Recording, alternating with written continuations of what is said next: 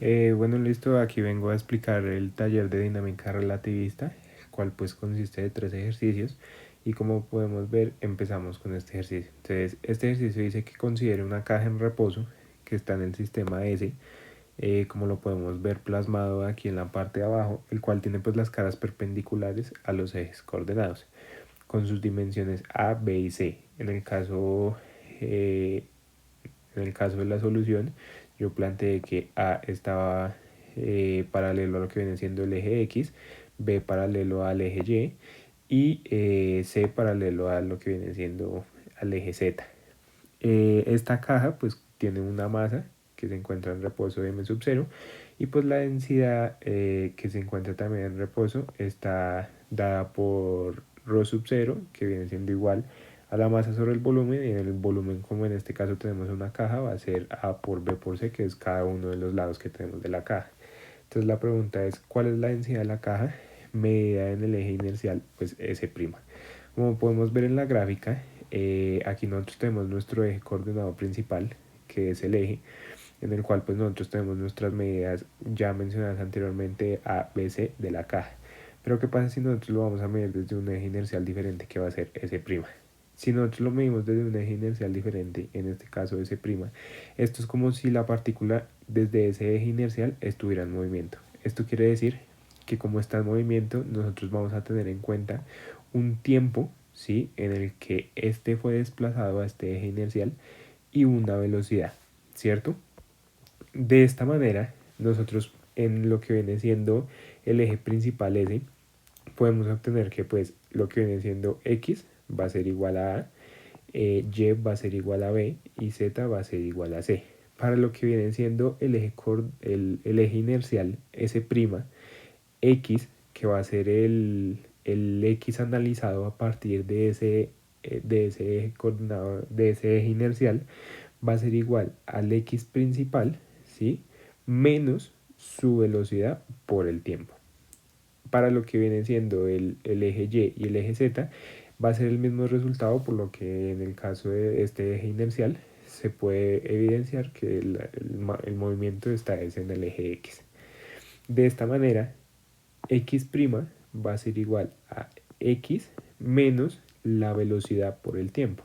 De esta manera, ya sustituyéndolo con los valores de la caja, X, que es igual a A, va a ser igual al gamma multiplicado por la longitud de la caja, en lo que viene siendo ese eje respectivo, menos su velocidad por el tiempo. De esta manera, nosotros reemplazando gamma, teniendo en cuenta que gamma va a ser igual a 1 sobre la raíz de 1 menos la velocidad de la partícula, en este caso la caja al cuadrado, sobre la velocidad de la luz al cuadrado, multiplicado por la longitud, que nosotros ya tenemos a menos la velocidad por el tiempo. Nosotros lo que podemos hacer aquí en este caso es esta operación. Nosotros lo que vamos a hacer es hacer la distributiva para poder completar esta ecuación. Una vez nosotros tenemos esto, empezamos a hacer el resumen de la ecuación, la solución de la ecuación, y de esta manera podemos obtener a qué equivale A en el eje coordenado S', teniendo como un resultado de A de S', que va a ser igual a la raíz de 1 menos la velocidad al cuadrado sobre la velocidad de la luz al cuadrado, más su velocidad respectiva por el tiempo de movimiento. Ahora, si nos devolvemos un poco a la ecuación, en la que vemos que la densidad va a ser igual a la masa inicial sobre el volumen ABC, nosotros para reemplazarlo en el eje inercial S', tenemos que tener en cuenta pues las longitudes de ese eje inercial. Entonces, en el caso de la densidad para lo que viene siendo el eje inercial S' va a ser igual a la misma masa, porque la masa obviamente es constante, por los lados en el S'. En el caso de A es sustituido por el valor que nosotros encontramos aquí anteriormente por B por C, que como había explicado anteriormente, en el caso de B y C van a tener el mismo valor. Segundo ejercicio. Dos cuerpos idénticos, cada uno de ellos pues con una masa en reposo m inicial, m sub 0, se aproxima uno al otro con velocidades iguales. Los cuerpos realizan un choque perfectamente inelástico y quedan unidos después del mismo. Entonces aquí nos están pidiendo que calculemos la masa en el reposo del cuerpo compuesto. De esta manera, como nos está diciendo que esto tiene un choque perfectamente inelástico, esto nos quiere decir que toda la energía que tenemos antes va a ser igual a toda la energía que tenemos después, como lo tengo aquí escrito abajo. De esta manera nosotros podemos analizar que lo que viene siendo el gamma por la masa de la bolita primera por la velocidad de la luz más el gamma por la masa de la segunda ola por la velocidad de la luz va a ser igual al conjunto después del choque. De esta manera nosotros ya pues simplificando un poco lo que es gamma, que nosotros sabemos que gamma es 1 sobre la raíz de 1 menos la velocidad al cuadrado sobre la velocidad de la luz al cuadrado para cada una de las masas, ¿sí? Tenemos esta ecuación. Pero a nosotros aquí nos están diciendo que la masa 1 es igual a la masa 2. Como nosotros la masa 1 es igual a la masa 2, nosotros podemos simplificar esta ecuación dándonos como resultado de que el valor de la masa va a ser igual a lo que viene siendo 2 veces la velocidad sobre la raíz de 1 por la velocidad inicial sobre la velocidad de la luz al cuadrado.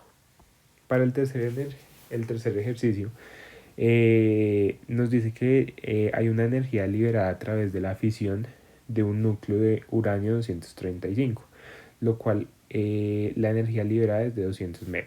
Entonces nos está pidiendo que calculemos la fracción de la masa de uranio 235 que es transformada en energía, teniendo en cuenta que la masa de uranio 235 es equivalente a 235.04 UPS y donde la unidad de la masa atómica UPS va a ser igual a 1.660054 por 10 a la 27 kilogramos.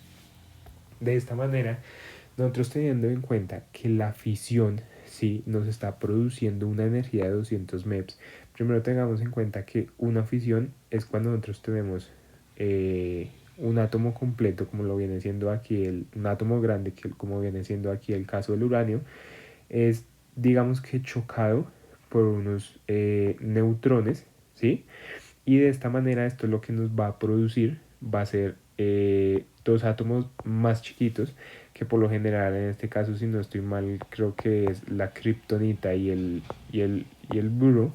En este caso pues nosotros no tenemos una ecuación, pero es como para dar un énfasis a lo que es una fisión, más obviamente unos átomos, ¿sí? Que estos átomos lo que nos va a hacer es generar la energía, ¿cierto? O hacer la liberación de la energía. En este caso nosotros como nos están dando la energía, ¿sí? Que son los 200 MeV, nosotros podemos tener en cuenta que la energía va a ser igual a lo que es la masa por la velocidad de la luz al cuadrado, ¿cierto? Esta masa hay que tenerla en cuenta en kilogramos. Como hay que tenerla en cuenta en kilogramos, es aquí el motivo por el cual yo lo multiplico por el valor de UPS, que es el valor que nosotros nos están dando aquí anteriormente. Entonces, nosotros tenemos que esto, la energía liberada fue de 200 MeV. Tenemos el delta de M, que es el delta de M que nosotros no sabemos, en el cual tenemos que tener en cuenta tanto el reactivo como el producto, ¿sí? Multiplicado pues por su factor de conversión a kilogramos y obviamente pues multiplicado por la velocidad de la luz al cuadrado. De esta manera, como la única incógnita que nosotros tenemos es el delta de M, procedemos a despejar el delta de M dándonos un delta de M de 1.3382 por 10 a la 18 UPS. Es decir, que la masa necesaria para poder producir los 200 MeV va a ser esta. Para lo que viene siendo el B, nos está pidiendo calcular la masa de uranio 235 que es utilizada por año para un reactor nuclear que produce 16 vatios de potencia, suponiendo que pues la eficiencia térmica de este va a ser del 30%. Entonces nosotros sabemos que la potencia va a ser igual a la energía sobre el tiempo. La potencia nos la están dando que es de 16 vatios, pero nos están diciendo que esto pues obviamente tiene una eficiencia. Con esta eficiencia quiere decir que nosotros nos está produciendo 4.8 vatios. De esta manera nos están pidiendo pues analizar cuánto es la masa que se necesita en un año, ¿cierto? De esta manera lo que viene siendo el tiempo, sabemos que un año son 365 días y hacemos el factor de conversión a segundos. dándonos 31.536 por 10 a la 6 segundos, que son los que se cumplen en un año. De esta manera podemos despejar a través de esta ecuación la energía. Entonces despejamos la energía donde tenemos la potencia por el tiempo. Nosotros tenemos la potencia, ¿sí? Que nosotros sabemos que el vatio es equivalente a joule sobre segundo, y el tiempo ya nosotros hicimos la conversión a segundos. De esta manera a nosotros nos va a dar la energía necesaria para poder obtener pues esta cantidad de potencia que tenemos durante un año, dándonos un resultado de 151.37 por 10 a la 6 joules.